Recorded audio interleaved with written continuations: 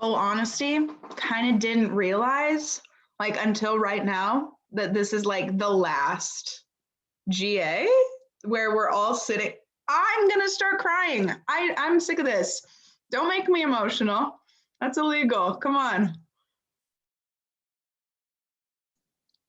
You've done such a great job. I'm so excited for this. Oh, last one, best one, everybody.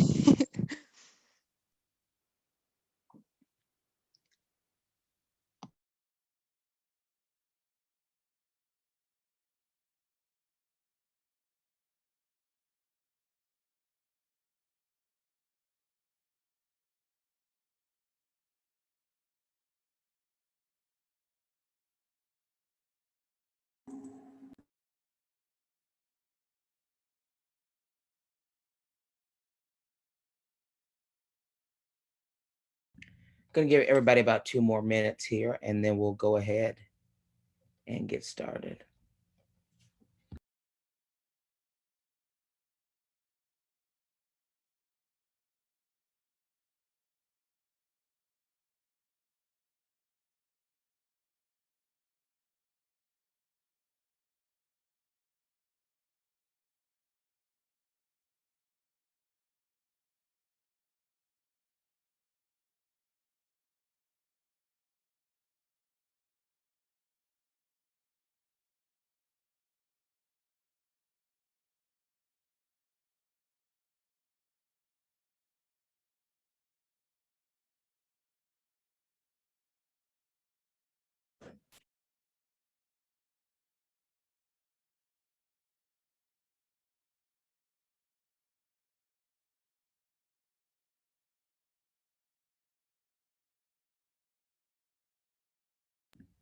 Karen, are you here? Or Jordan, do you know, are you taking attendance tonight? I'm not too sure where Karen is, but I can definitely take attendance. Perfect. Let's do that.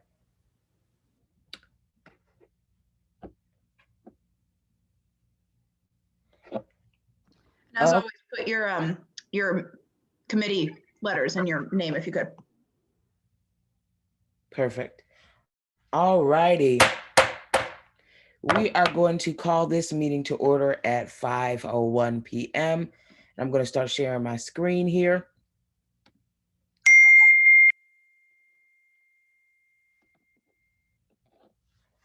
As always, please make sure that you are sending your ID numbers to Jordan to make sure that your attendance has been recorded.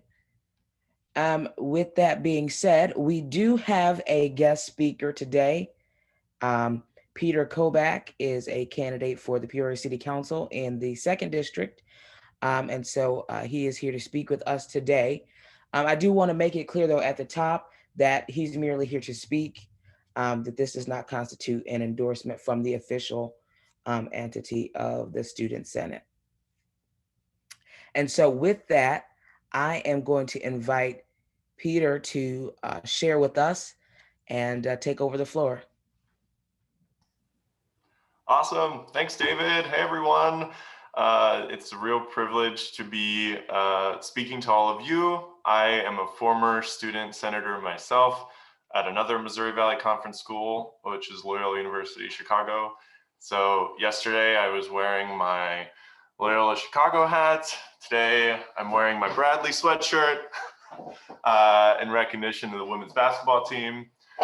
So I have a short presentation about why you should care about politics in Peoria and why you can make a difference in the world by caring about politics in Peoria. So I'm going to share my screen because otherwise I'll probably get lost, and that'll help me get through this presentation here. Okay, let me make sure I can share the sound. All right. So I mentioned a few things about me. I don't want to get into all of this, but you can kind of like take a look and learn more about who I am as a human being. This presentation really isn't about who I am as a human being, but sometimes it's helpful to know things about people. Like I'm the son of Polish immigrants. I'm a cisgender white man. I have a cat named Hamilton and a partner named Angela, and we live 2 blocks away from campus. On here, it shows that I studied at Loyola Chicago. I studied political science. I did not put on here that I was a student senator, but now you know that as well. But enough with that. I wanted to share something else that maybe gives you an idea of who I am. You might recognize where this video is, or you might have seen me on campus on Friday. I recorded a short 1-minute video, and just let me know if you can't hear the sound on the video, and I'll stop it and fix it. But I think this will show you how seriously I take myself. I don't know how many students are looking to register to vote on a Friday, but there is only one way to find out. Are you registered to vote in Peoria? Are you registered to vote in Peoria? You can register to vote in Peoria by scanning this QR code. Thank you. Yeah, sure. It's already gotten warmer. Maybe it's the hope and dreams of young people. A man approaches wearing a sandwich board about democracy. I'm actually running for city council in Peoria for the district that represents Bradley here. What would you guys like to see happen in Peoria, and what would make you stay here after you graduate? Well, med school probably. Job opportunity? Yeah. That'd be great. I care about all the trash and litter all over the streets. And then you can also request a mail-in ballot. I think that went really well. All right, that was a lot of fun. Oh, we don't want to watch that again. So that's a little bit about me, but really what I wanted to talk about today is that I want to make the case that the world's greatest challenges are actually connected to Peoria. And the second one, hopefully you know this part already, is that you are in Peoria. And what I'm trying to say is that you can impact those world's greatest challenges by getting involved while you're here at Bradley. So, you know, some of you might care about poverty and income inequality. So I wanted to share this stat that 1 in 5 Peorians live in poverty. It's actually a little over 20% of Peorians are basically struggling to get by, not sure where they might get their next meal or how they might pay their next bill. And I wanted to break that out a little bit for you to give you an idea that, of course, as in most communities across the country, it's not all distributed throughout the city. There are zip codes in our city that have less than 4% poverty, and there's zip codes that have really high percent. Some of you may know the zip code that Bradley is in. I bolded it here. It's 61606. So the poverty rate in the zip code that you might live in right now is a little under the city's average, but above the nation's average. And you might be familiar with the phrase, you know, down the hill. I've heard that sometimes at Bradley, students are told not to go down the hill, which I think is really problematic. But to give you an idea of the challenges that communities are facing down the hill, their poverty rate is bolded at 61605, and it's 36.47%. And I think sometimes hard to really understand how many people that is. But I mean, if you can imagine, you know, 10,000 people about live in that zip code, that's about 3,600 people who are living in poverty, just a few blocks away from campus. But you might not be super interested in income inequality. Maybe the environment is more your issue. Well, did you know that we've been sued by the US EPA for polluting our river? This is about a lawsuit that's almost 2 decades in the making. And this graphic here is really kind of confusing, but what it's supposed to show is the reason why the EPA is suing the city of Peoria. It's because our sewers, when it rains a lot, combine with the rain gutters or the storm gutters on the street. And all that combines, the water runs off the street, you flush your toilet at home, all the nasty stuff in the Bradley sewers, all combines into a combined sewer. It's raining a lot, it's overflowing. There's 2 options. One, it could back up into your basement at your home, but city leaders decided that shouldn't happen. Pretty good decision. But the second alternative is that it flows into the river. So that's what this green muck is in this graphic, is when there's a combined sewer overflow event, which is about 20 times a year. we just dump raw sewage into the Illinois River, which is why I would suggest not swimming in the Illinois River. But maybe you're not really that concerned about the environment. It's not the issue that you're more passionate about. But did you know that Peoria is actually rated one of the most segregated cities in America? Governing Magazine, which is a government investigative report organization, looked at the Peoria area, the metro area, and found that we actually had the most segregated school system in the country and one of the top 10 segregated housing systems in the country. Other ratings and outfits have called Peoria one of the worst places for African Americans to live in the country. And I'm not trying to say this because I want you to believe that Peoria is like worse than the rest of the country. I mean, we're at the top of the chart for some pretty terrible things, but I actually want to make the case that Peoria is America, that you're living in a very American city right now. When you look at these statistics that I just pulled up, you see that Peoria is pretty much as white as America is, or as diverse, you might say, as America is. Our median income of Peorians pretty much lines up with the median income of Americans. And when you look at the results of the last presidential election, Peoria County voted pretty much the same as America did. And when you look at the rest of the state of Illinois, of course, you've got blue Democrat Chicago. A lot of the rural areas in Illinois are very Republican, but Peoria is pretty split. It's pretty representative of what America does, and it usually follows national elections. It did go for Clinton in 2016, but just by a hair, and probably because Bradley University is in Peoria. But I wanted to make the case that really Peoria is America, and that these great challenges that we see in national headlines, they're playing out in front of us right here in Peoria.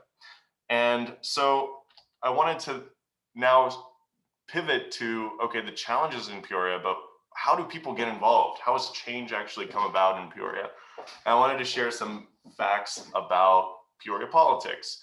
Well, one thing that we've never seen a mayor who's non-white or non-male. In the nearly 200-year history of our city, it has only been white males, and we've had the same white man in our mayor's seat for the last 16 years. And I didn't include this in the presentation, but if you Google Peoria Twittergate, you can watch a Daily Show segment about how our mayor called the police on someone for creating a parody Twitter account. It is hilarious. It is also really embarrassing. And I'd recommend watching that later. But it just goes to show how outdated some of our political leaders are, but things don't change if people don't get involved. Another thing I put on here is not so much about the mayor, but that when I was at Bradley's campus this past Friday recording that video, a lot of people said, yeah, I'm registered to vote, but I'm registered to vote in Geneva or Crystal Lake or Toledo or wherever. And a lot of people didn't know that you can actually switch your registration to Peoria while you live here, and then you can switch it back afterwards. While you're a student, you can have your permanent residence back home, and then also here in Bradley. So if you feel passionate, if you're from Toledo and Ohio's a swing state and you want to vote in Ohio for the midterm elections or for the next presidential election, you can still switch it later. But in the meantime, while you're here, you can decide the future of what Peoria looks like. And I kind of think that when you have a stake in what the future of Peoria looks like, maybe there's an increased chance that you might stick around to see that through. Last thing on here, that local elections have a turnout of less than 20%. This is pretty much true across the country. It is an equally depressing fact no matter what city you live in. You might know that national elections sometimes get about 60% of the American electorate to turn out. But when it comes to mayor and city council in Peoria and really most cities, it's like 20%. We had a primary election in February and we hit 16%. In this general election coming up in April, I think we'll probably hit 20, but not much more. Give you a sense of what Peoria has looked like when it comes to our politics. This is the aforementioned mayor who won his 4th consecutive term in 2017, the year that maybe some of you were starting at Bradley. He narrowly defeated one of the first really main candidates, African-American candidates for mayor. In that same election, I'm going to take you to the 5th district, which is on the north end of Peoria, where Dennis Sear triumphed over a candidate named Rita Ali. And I wanted to point out this election just so you can see the vote totals. Dennis Sear won with 1,786 votes, and Rita Ali lost with 1,785 votes.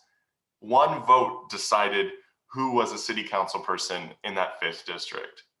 If you pop over to the 2nd district, where I live and where Bradley University is located, you'll see that the council person who was elected for his 4th term ran unopposed, so he did not have to campaign.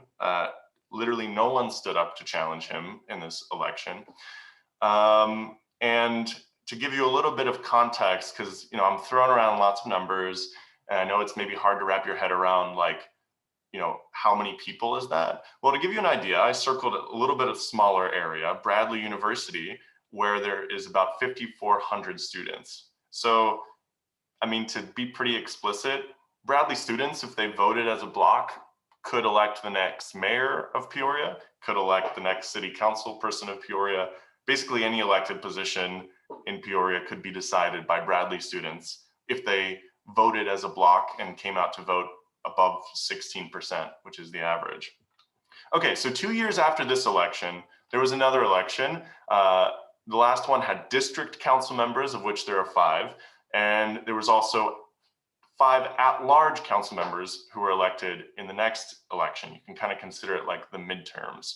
And in that election, Rita Ali, who had previously lost by 1 vote, now finished first of 17 candidates, which is kind of crazy, with 24.8% of the vote.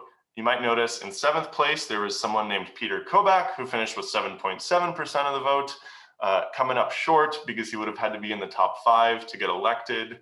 But it was a lot of fun. And now I want to turn back to myself just a little bit to talk about what campaigning and politics was like from my perspective in that election.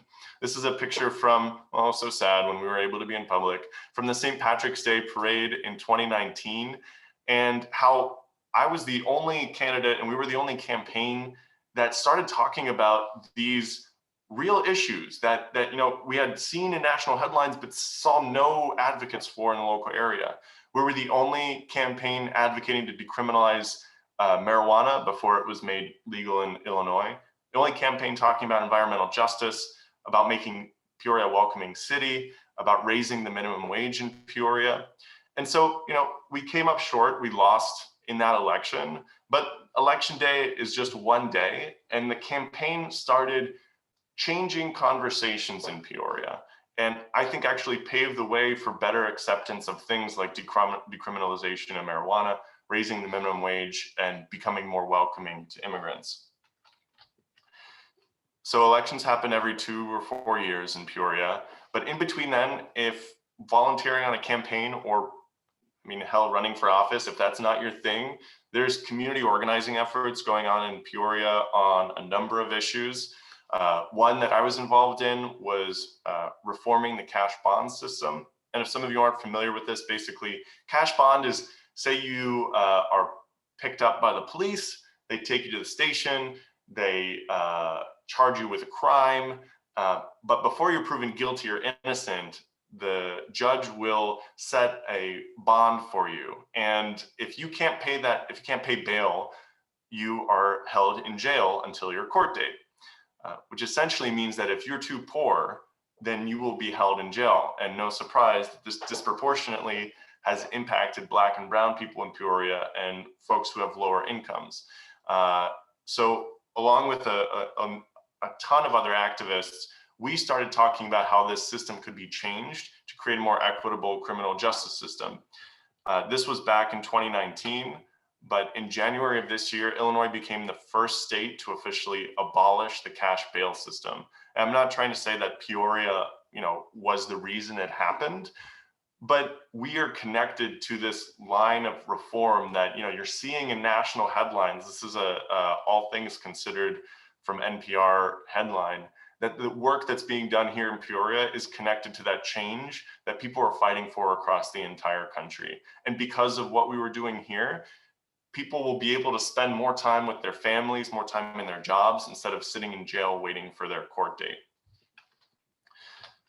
So I hope I've been able to convince you at least somewhat of these two things, that the world's greatest challenges that we keep hearing about, they're actually connected to Peoria, a little town named Peoria, Illinois, in that you live in Peoria. And whether it's through electoral politics or community organizing or organizing on Bradley's campus, you can have an impact. And one statistic I didn't include in this presentation, but I researched recently, is that when you look at metro areas across the country, there's actually more people who live in the category of metro area that Peoria is in than those who live in metro areas as big as Chicago or New York, or as small as smaller rural cities.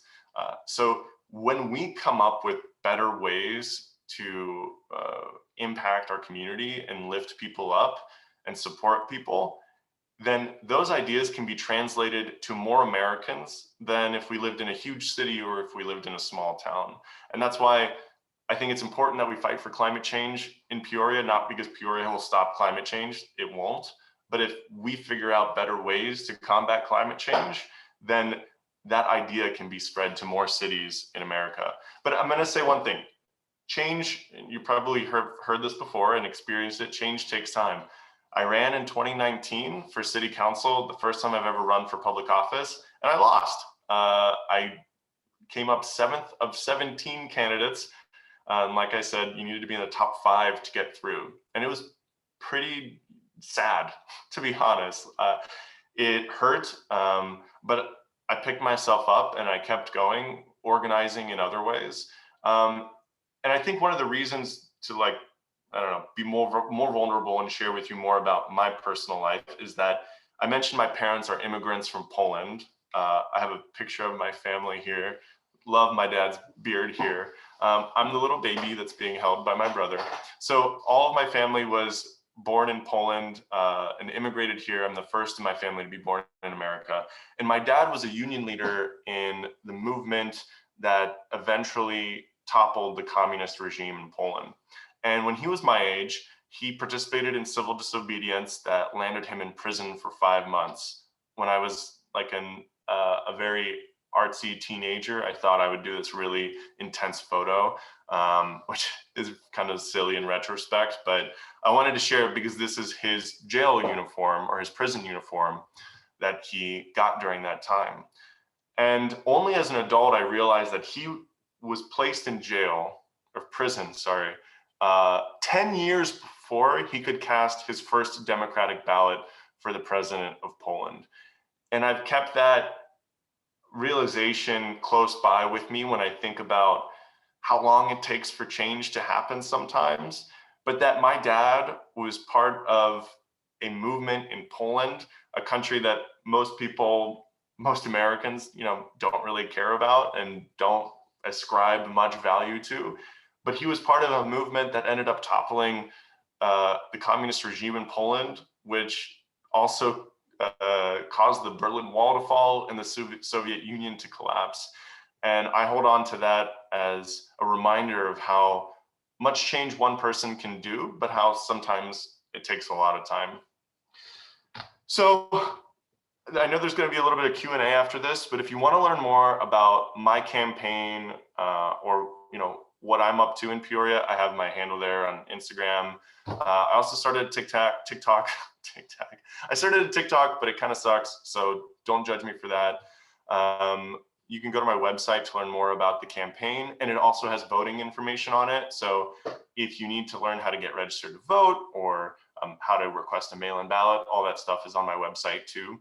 And just so you know, yesterday, like in that video that I shared from Bradley's campus, you could register to vote online up until yesterday, but it's not too late to register to vote if you haven't yet. You just have to register in person when you go to vote. So there's early voting right now until Election Day, which is April 6th. you could go tomorrow to go vote, or at your local polling place on April 6th, and you just bring 2 forms of ID.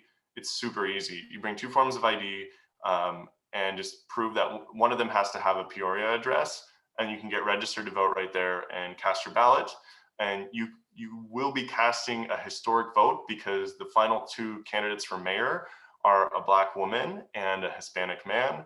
And you could be also voting to unseat a 20-year incumbent in the 2nd district, who is the guy that I'm running against in the 2nd district. I also put my cat's Instagram handle on here because, as you see, he joins me for canvassing when I go knock on doors. He's a very adventurous cat, and I think if you weren't interested really in anything else I had to say, you'd probably get some joy out of following him on Instagram as well. So with that, that's all I wanted to say about how politics is really local and how you can get involved. And if anyone does have any questions, then I will be very happy to answer them. Great, thank you so much, Peter. I am going to open an initial questioning period of 10 minutes. And just make sure you submit your questions to me. You can put them in the chat or send them to me. Well, actually, let's do this. I will open the floor up this time just so you can engage directly with Peter.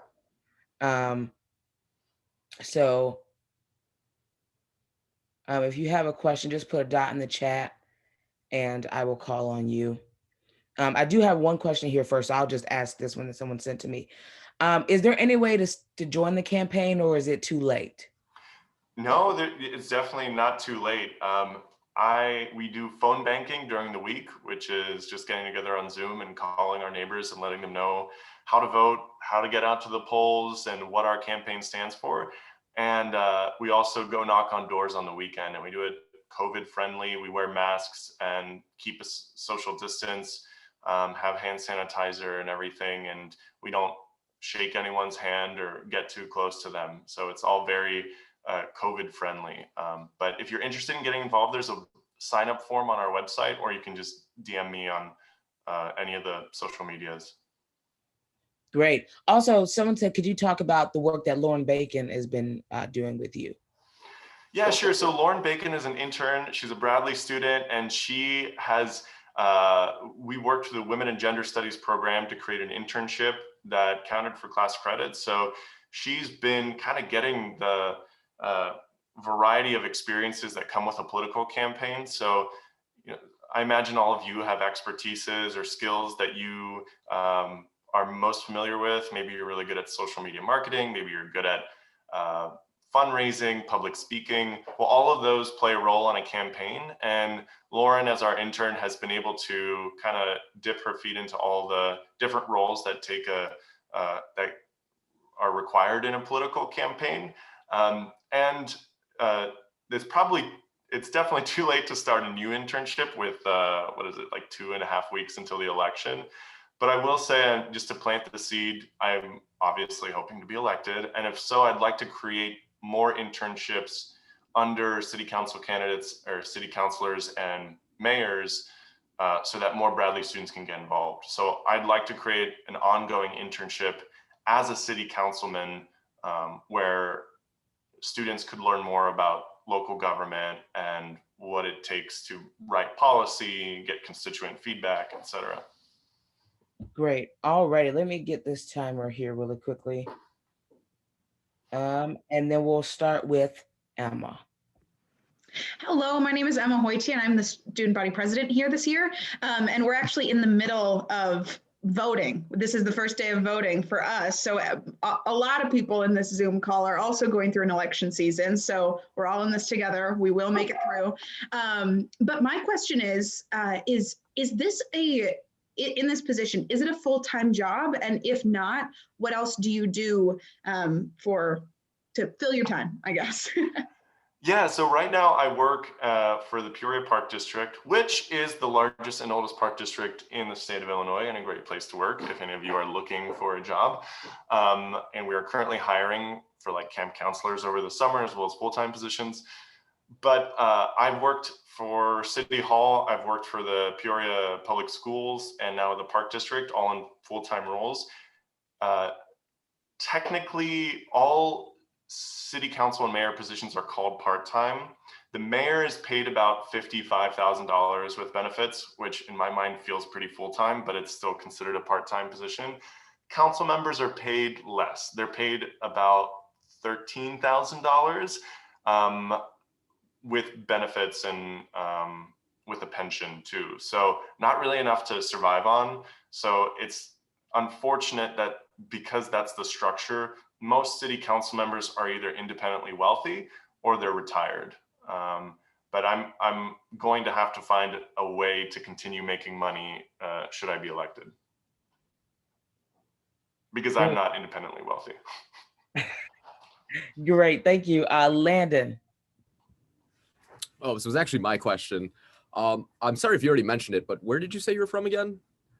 So I was born in Cincinnati, Ohio, which is, it actually feels a lot like Peoria. It's a little bigger of a city, but a lot of the culture feels similar. It's got the blend of like progressive and conservative, Midwest, post-industrial city. I went to school in Chicago and fell in love with someone from Peoria. It didn't work out, but I ended up falling in love with the city and saw the potential for Peoria to grow and expand and provide more opportunity for people. And the same things I'm telling all of you today, that I really think that you can address some of the serious challenges with America by getting involved in Peoria. That's what has made this my new home. Okay, yeah, because my follow-up question was going to be like, what made you get involved with Peoria Well, politics there you go. rather than where you're from, like from Cincinnati? Yeah, I don't know if anyone else is like the son of immigrants or daughter of immigrants or just progeny of immigrants. But I think it's made me not tied to a certain place for my heritage. So whenever I've lived in a place, I've seen it as home, because I don't have ancestors that stretch back further and further into that place. Nothing against people who are like 10th generation American, but I think that's why 5 years ago I moved to Peoria and I made it my hometown, and 3 years later I ran for city council because I thought this is where I want to be and I want to make a difference here. Great, thank you. Brandon. Hi, sorry, I had a few questions written down for you. If that's all right. So my first one was how was your transition from Chicago politics to like Peoria politics? Because I myself am from Chicago, so I just wanted to kind of see like what the advantages were, what the disadvantages were to you. Like, what did you learn in that like transition?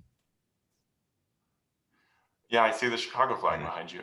So I worked in the mayor's office in Chicago while I went to Loyola and the Cook County State's Attorney's office. And it is just like, it feels like such a huge bureaucracy and such a huge ship that takes so long to turn.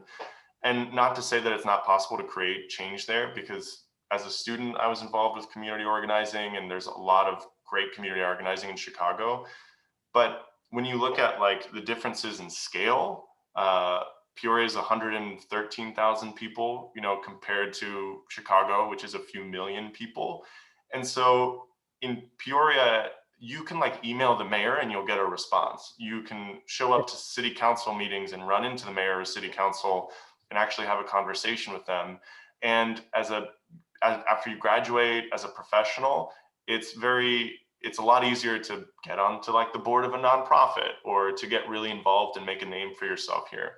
So I think there's a little bit of a higher barrier to entry in Chicago, but it's not like I would discourage anyone from getting involved in politics or organizing in Chicago. That's just what attracted me to Peoria. And I also, I had a lot of friends who moved to the coasts, and I love the cities on the coast, but I think part of the division in America comes from not understanding more like, I don't know how to say this, like, I'll say it this way, all American cities like Peoria, and the challenges we face, with Caterpillar, our former biggest employer, moving out. That's a very different experience than if you're in San Francisco or Seattle or Boston, where there's tons of huge employers that are constantly growing. There's different pains and struggles that people are feeling here. And I think understanding those help understand why America is so divided too. It gives you a perspective that you might not see in Chicago or New York, Boston, or San Francisco. Great, thank you. Josie. Hi, so I have two questions. So first off, if elected, what will be your first act? And the second one is, what do you have planned out specifically to benefit Bradley students, because you are campaigning to Bradley students? Yeah, those are both great questions. So the first, one council person can't, like pass a law, obviously, or pass an ordinance. But I have three major platforms that I'm campaigning on. One is reimagining public safety. So, there's a lot of conversation about defunding the police or backing the blue. I try to stay away from those extremes and just look at what can we do to increase safety in our communities. And we've tried the methods of locking people up, and we're good at that. But I'm going to be advocating that we create new initiatives that focus on addressing the root causes of crime. They're called different things in other cities, but one name they're called is community navigators, which is essentially like street outreach workers, social workers, mental health workers that work alongside or instead of the police to specifically deal with nonviolent crimes. I would also advocate for strengthening our police advisory commission, which is where citizen complaints against the police are heard. And I would want to create public safety opportunity zones that direct city resources to communities that have higher crime rates or rates of contact with the police, irrespective of crime. I also have platforms on economic development and sustainability, and you can check out my website to get into all the details, but those are the three issues that I'm going to be pushing for the hardest. Although I have a lot of ideas that I'm passionate about, but those are my priorities. And when it comes to Bradley students, I think all those issues in my mind impact Bradley students. Bradley students want to live in safe neighborhoods. But I think sometimes Bradley students can also be skeptical of whether more police are the right answer. They want to live in a city like some of the people that I talked to in that video, that is clean and doesn't have litter that's flowing into the river. And a city where if you have an idea for a startup business, if you want to open up your business while you're in school or after you graduate, then it's not impossible to navigate the bureaucracy of City Hall to do so. And what I'm doing, I think that's different than any other candidate, is actually talking to Bradley students and engaging them in creating that vision for the future of this city. Bradley students are just assumed to not care about local politics, and I don't think that's the case. I just think nobody's come and said, hey, this is what's at stake and how you can get involved. Great, thank you. That being said, because I never want to pass up an opportunity to learn if there are issues that Bradley students care about that I'm not aware of, feel free to reach out to me directly and say, hey, you didn't mention this issue, but it's something that's really important to us. Great, thank you. Andrew? Hi, I wanted to ask, how do you think your status as a child of immigrants affects your policymaking decision? On the one hand, I think I believe in the American dream because I've seen my parents go from living in a very oppressed country to, I grew up in poverty, but had a pretty comfortable life, to be honest. Like I did not want for too many things. I didn't have too many nice things, but I also didn't want for many things. But I have come to understand that that dream is not equally accessible to everyone in this country, and not everyone in Peoria either. So on the one hand, I think it makes me aspirational, but coming to understand how, like, when I was growing up, my parents didn't really understand race and racial stereotypes in America because they just weren't exposed to it in Poland. Poland is a very homogenous society, and they also did not receive a lot of information from the West when they were growing up. So they came to America and they didn't have those preconceived stereotypes that Americans have about different races. And as I grew up, I saw that shift and heard one thing at home and heard one thing at school. And I think that made me more aware of how people are treated differently based on how they choose to identify in this country. So I hope it makes me optimistic, but also realistic and empathetic to how different people might access opportunity in our society. Great, thank you. Erin. Hi, thank you again for agreeing to meet with us. So I wanted to learn a little bit more about what specifically made you fall in love with Peoria. You talked a lot about everything that needs to be changed, but what do you see is kind of going for this city, or what are the good things that we have to offer? Yeah, well, honestly, it feels like I'm kind of like, what's the word? One of the things about growing up as a son of immigrants is that I always struggle for like idioms and phrases because I speak Polish at home. But Bradley, I think, is a huge thing going for Peoria, but it's also an untapped resource. Like I can imagine how amazing government could be if there were more fellowships and internships for Bradley students there.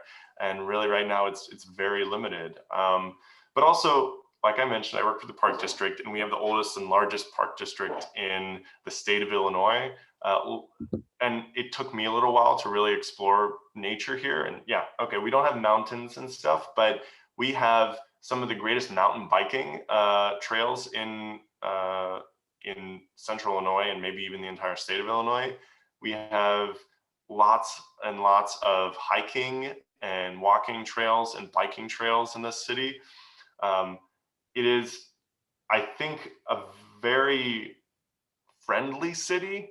Like people will just say hi to you walking down the street, and I am reassured by that there's like hope in people doing that. And on the street that I live on, there were folks with Biden signs and Black Lives Matter signs and Trump signs, and we all still said hello to one another. And I think there's like some secret sauce there to just humanity, and it feels like just like that slower pace of life is something that I think could benefit a lot of people. There's a rat race in a lot of cities and a lot of places. And although there's a lot of people doing amazing, ambitious work here, it feels like the pace of life is very manageable and less stressful and anxiety inducing than in some other places. We also, I think we're self-contained. We've got nightlife. You've probably experienced some of it. We have a lot of great restaurants. A lot of riverfront events. There's Oktoberfest, Soulfest, Blues Fest, Irish Fest, concerts on the riverfront, concerts at the Civic Center, minor league sports. There's things to do if you want to get involved.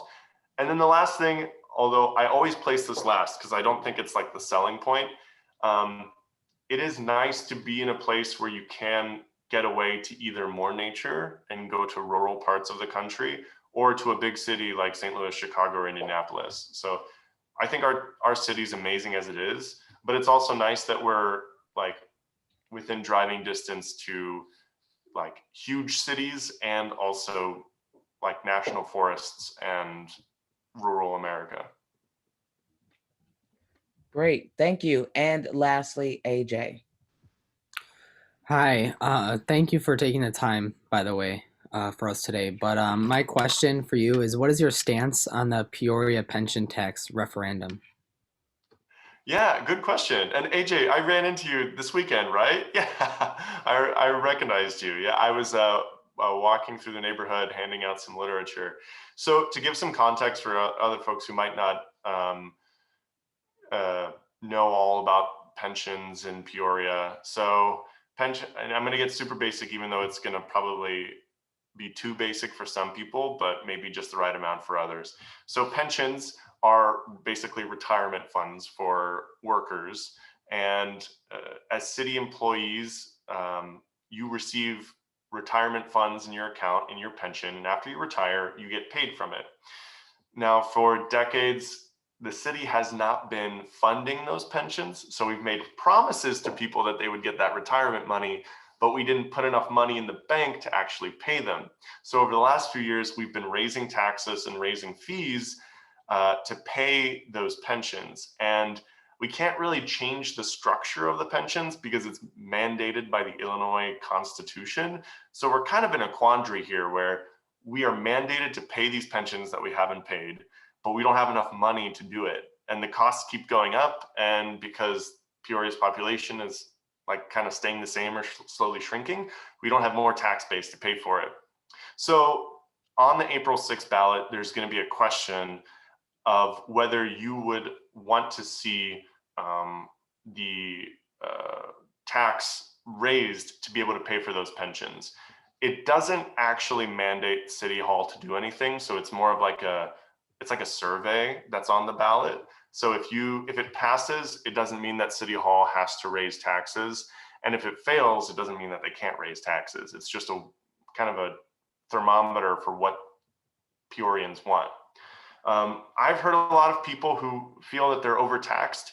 And personally, I support more of a progressive tax that taxes wealthier institutions and wealthier individuals more and folks with lower income less. But I'm lucky enough to have a comfortable income. I don't have any kids. And so I can afford to pay a little more to make sure that those pensions are paid for. So as an individual person, I will vote in support of it. But as an elected council member, I'm going to advocate that we have more progressive structures in place to be able to make those payments. I know for a lot of people that was probably like way into the weeds, but I thought it might be helpful to see, aside from those like maybe more controversial issues, what other things City Hall is dealing with. And good question, AJ. Thanks. Wonderful. Well, I want to say thank you, Peter, for coming to speak with us. I think this was very enriching for many of us. And so thank you. Thank you for coming. Yeah, thanks so much for the opportunity. It was really a privilege. And honestly, I don't think I've gotten better questions from any other group of people that I've met with. So thanks for the challenging and unique and creative questions that you asked. And I shared my contact stuff on social media. Don't hesitate to reach out if you have any more questions or if you have things that you would want your future elected city council person to advocate for. And good luck with your elections, and also go Braves. See you, everyone. Great. So yeah, we'll now return to our regular agenda.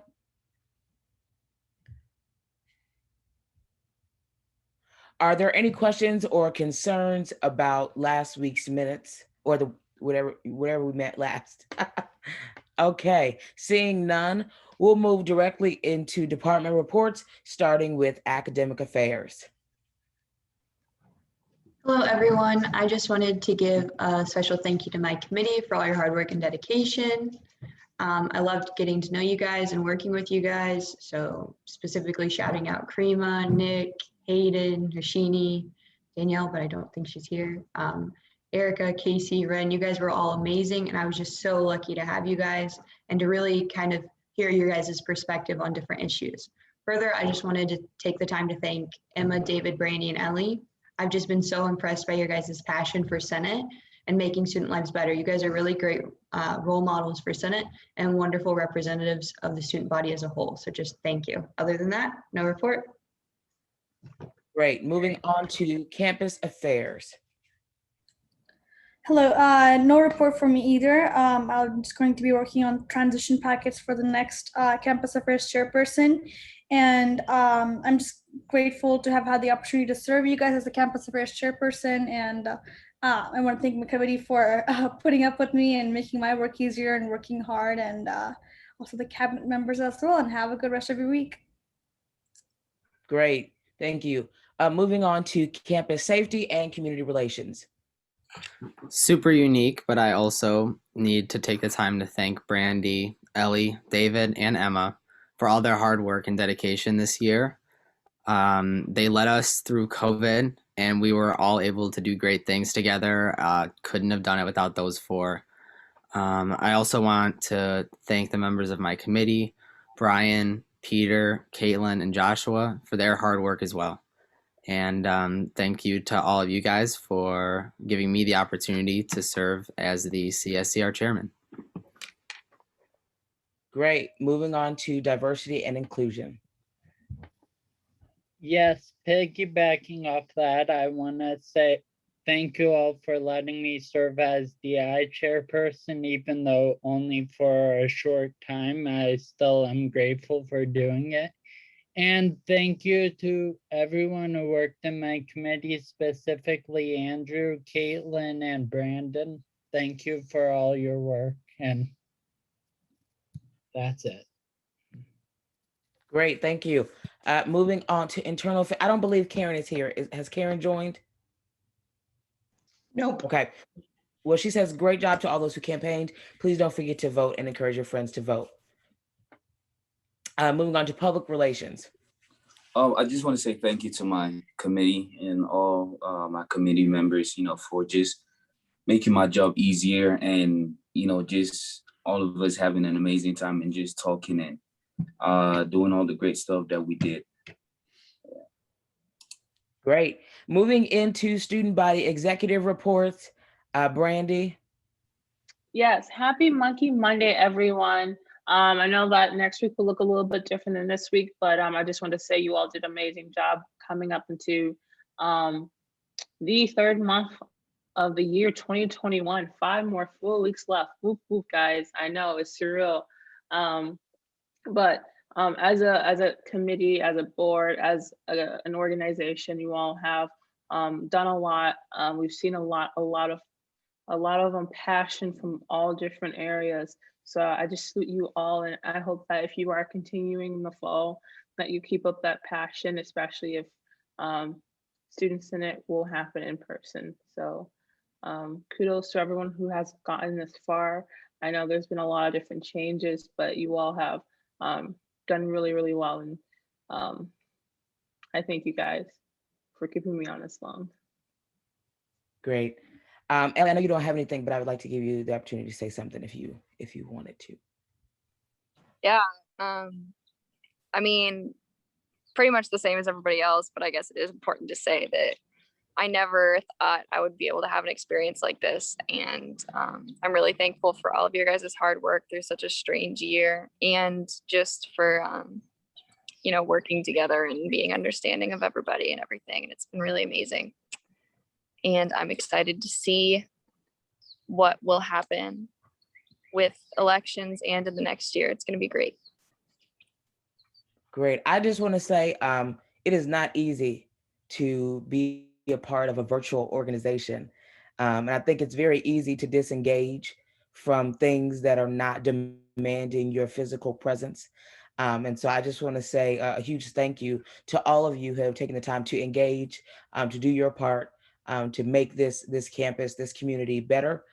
It has been the honor of my life to serve as your Speaker of the Assembly. It's so grandiose.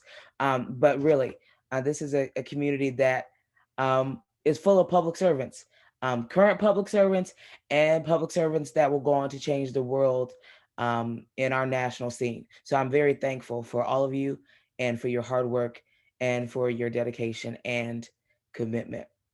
With that, I will turn it over to one of the most amazing people I know, the current student body president, Emma Hoytia. Oh, stop. I'm like holding back tears. Good Lord. Before I get emotional, I will just start out by saying tomorrow is the presidential forum where President Standiford will come and speak in person to those that have been invited. It'll be student leaders from across the campus. So all of those invitations are sent out and confirmed, but it will be open to all Bradley students. And I did not link the Zoom meeting, but I will into the minutes here. And then it'll be on our Instagram and Facebook and things like that. So invite your friends, have them jump on. It'll be a live Q&A. So even if you're online, you can still ask questions and it'll be really interesting. I had Himal volunteer to be the LAS representative, but I am looking for someone to be an EHS representative. So if anybody is a school in the education, health, what is EHS? Sciences. Sciences. So an EHS student, just throw it in the chat or speak up now, whatever works for you. But that would be really great to make sure that you're represented. And I don't think there's anything else that pertains to that. And then just a reminder, in the midst of discussions surrounding women's safety and racism against the Asian American community, to educate yourself, get yourself into the thick of it and just read the stories and understand how you fit in to these stories and how you can be a benefit to all the communities that are affected. Because if we're going to be public servants, if we're going to be representatives of the student body, we have to be representatives for everybody. And it's been a devastating couple of weeks in the news, and I just hope that you guys will all jump into that in every way that you can. And just to clarify, kind of, I didn't really realize that we would be doing like thank yous and kind of like a goodbye wrap-up session, but realizing this is the last official week of all of us in the positions that we are in. Next week, we will be installing all new senators and new SBOs, and then following that, new chair people will be interviewed. So if you are not going to be a part of Senate next semester, remember GA is always open, and I would suggest coming next week to welcome in the new slate of senators as well as SBOs, and help make this as easy of a transition as possible. So next week, that's when all of that will happen. So understanding all of that, thank you all for being a part of this Senate, and we made it. That's all I'll say. We made it, and I'm just incredibly proud of every single one of you and very, very thankful. So I think that is all I have to say. If you're an EHS student, message me. Thank you. Wonderful. Moving on to advisor reports with Advisor Coy. Great. So just some updates on things we've talked about. Through some work Brandy did in conjunction with Kara Wood, we at this point are working with grounds on the tables and chairs and the water filter stations on campus. Where we are currently is they are placing an order for, it's 8 to 10 tables and chairs, picnic tables that will be out on the quad. At this time, underneath the Olin Hall overhang that's in that space, the old staging that's there, the furniture that's there will be removed. It will be pressure washed, kind of cleaned up, replaced, and then there will be 4 of these new heavy duty tables placed in there. Just so you know, the tables I said previously, they were like $1,700 a piece. They're actually $2,490 a piece. So they ain't cheap, but they should last a really long time. And I said ain't, they are not cheap, and should last a really long time. So I believe we're looking at a total of 10 tables and chairs being set up.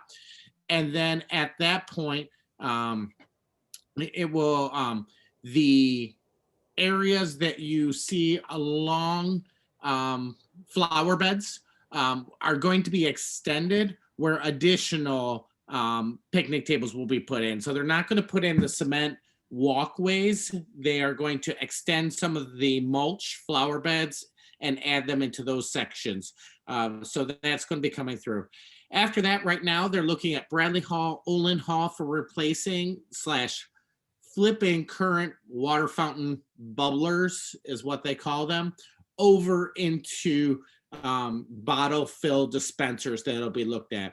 So it's really exciting with the water fountain. That's been something that's been brought up probably for 6 years of switching those out, and it's just been not financially feasible. And then the picnic tables, again, that's something that's been, I've only worked here for 7 years, but every year people want picnic tables. So seeing that project actually move forward is pretty exciting.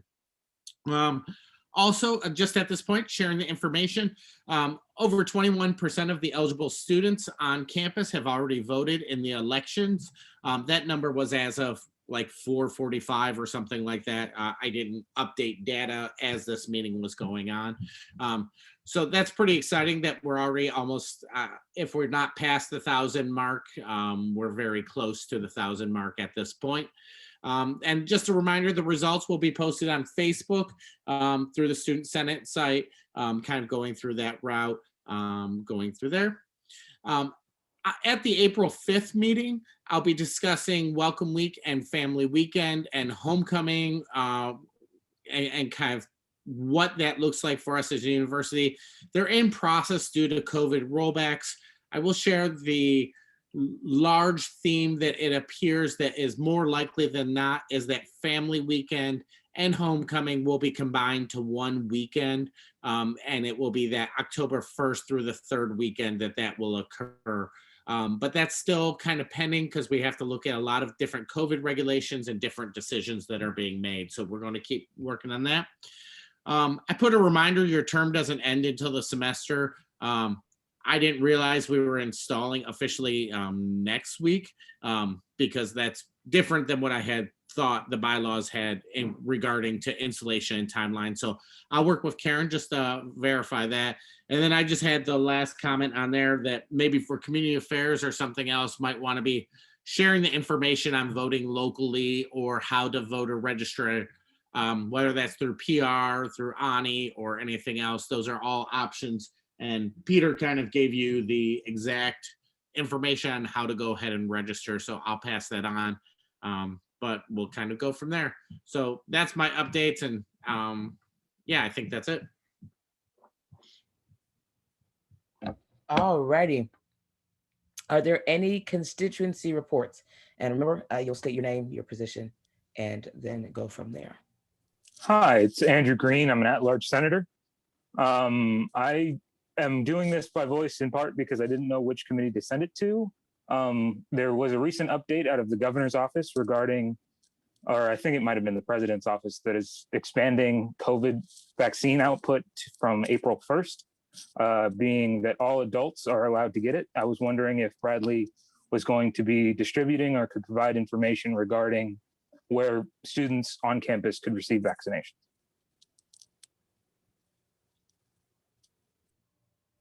Great. I don't think any of us have an answer for that. However, unless you know something. But then again, the president will be. I was just going to share that there is a document going to be coming out with information on that.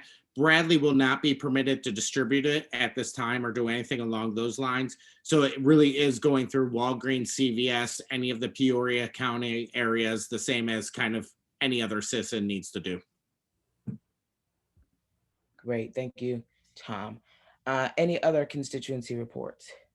I had one. I'm Xavier Chapman. I'm a freshman senator, and I have had a couple of people come up to me saying that at Geyser, they've noticed that like there's been some groups that there's been like 10 to 15 people sitting at one table, and they mentioned how like in the student center, when they like just one more person's added, they tell you to move and stuff like that. But at Geyser, there's like this group of people sitting next to each other, and seeing if there is a way that we can get that little checked out and stuff like that. Alrighty. Any other constituency reports? Great. I guess I have one, but that sort of goes along with what Xavier said. I didn't think about this before, but I was just thinking about this. The BECC, the collab rooms, sorry, I'm Hemo, I'm an at-large senator, my bad.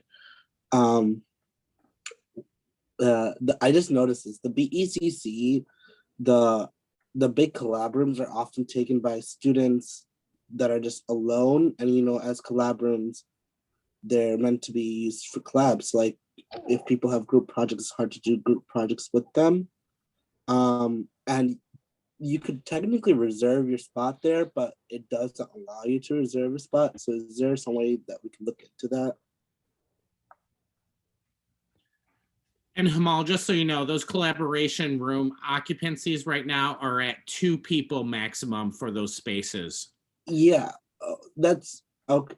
I didn't know that, but I was just curious because even I couldn't even enter in like one person into those into like the little reserve thing that's next to it. Truthfully, the spaces are not supposed to be able to be reserved at this time. The only people who have access to them are faculty because the spaces are not able to be sanitized between the stations. So I'm not sure how they're getting unlocked at this point. Okay, thank you. Sorry. No problem. One last call for constituency reports. Okay, moving on. We don't have any unfinished business, no new business, public comments. Are there any members of the public here?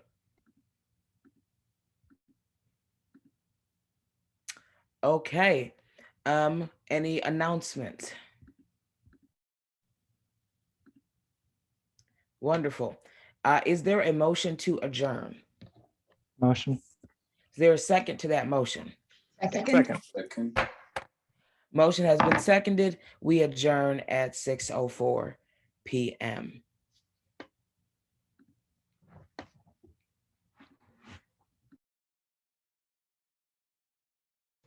I've got a couple people that I haven't placed yet. Brandon, where are you headed again? I believe PR, yeah. PR, awesome. Josh with CSCR. Okay, beautiful. Okay, I think everyone is sent. Oh, poor Cameron. Cameron's alone. Sad. I'm just gonna wait for him to. Dude, when he like thanked his committee members and Elijah, the only one who's actually in but like I'm not saying this against Cameron. I just thought it was like a little bit funny because I know. I know. We got somebody, they've got to do better, whoever it is, they've got to do better with that committee. So I'm a bit confused. From all the thank yous. I know that we are officially. Can you move me to PR, please? PR, of course. Thank you. Of course. Wait, let me. PR, beautiful. Yeah. So, yeah, that was, I didn't do that. I don't know how that ended up. I just was pushed into it because everybody else was doing it, but I don't know. I think we should make it clear because even when people are elected, they sit for a week or two and then the installments happen. Okay. So the funny part about this is it was AJ that started it. And it wasn't even, it wasn't like a goodbye. He wasn't saying thank you as a goodbye. He's trying to get back in my good graces.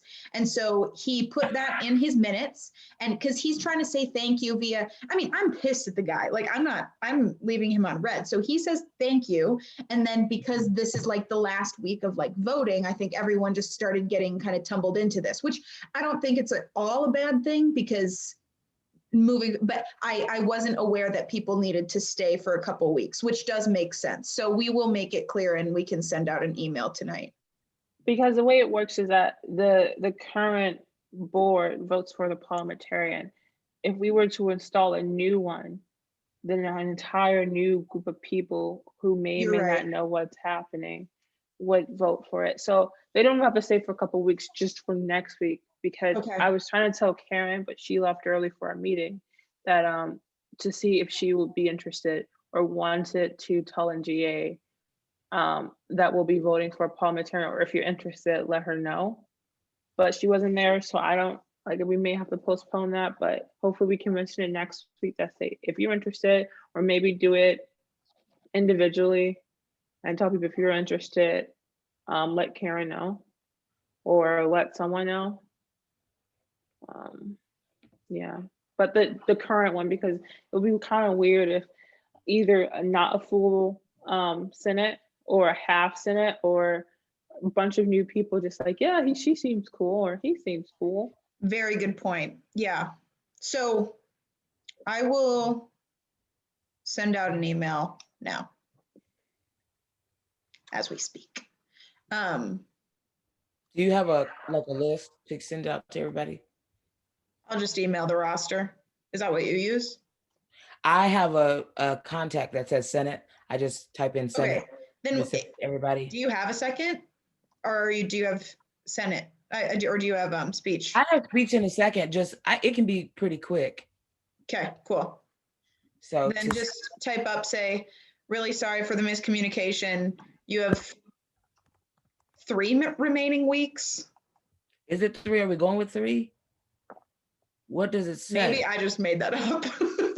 Well, next week for sure. Yeah. I mean, next week for sure, and then that following week. Tom said he had until April, and that's usually how it goes. To the ending of April, but it all depends. Because I'm not running, I really don't have any concern. Even though let me back that up. I have a lot of concern because I want the next DOA to be prepared. Let me fix myself. So they could go all the way till April, and for like a week, we sit in another meeting, and then the following we're just there, including all the senators, and then that can be a longer transition period because now the elections happen early. We have more time for there to be a transition period instead of it being like a huge bump in the road. Right. And now we have to figure out how to do it. They can sit in all the meetings. They can sit and however we do it now so that they're not unfamiliar with the role, especially with some tickets now who've never served an exec position, depending on how things go. So it can go for 3 weeks, I guess. I don't know. It really just all depends on what y'all want. So when would you install those people? Not next week because the parliamentarian has to sit. Potentially the following week on either the 5th or the 12th. So like next month, my calendar. Next month is the 29th. So they have to stay for that one. Mm-hmm. And then could we say install on the 5th? We can do that. Yeah. And then you can have, you can either continue having that meeting on the 5th, and then they start serving on the 12th, and then the 19th, and then on the 26th, you give them all the reign. And then you can tell them, okay, everyone's dismissed, goodbye. So they would be installed on the 5th, but we would still be transitioning them to the 12th. You'll be transitioning them to the 12th and the 19th. So then they can sit in 2 meetings. Or you can do whatever. Quite honestly, I expected the transition to go all the way through April.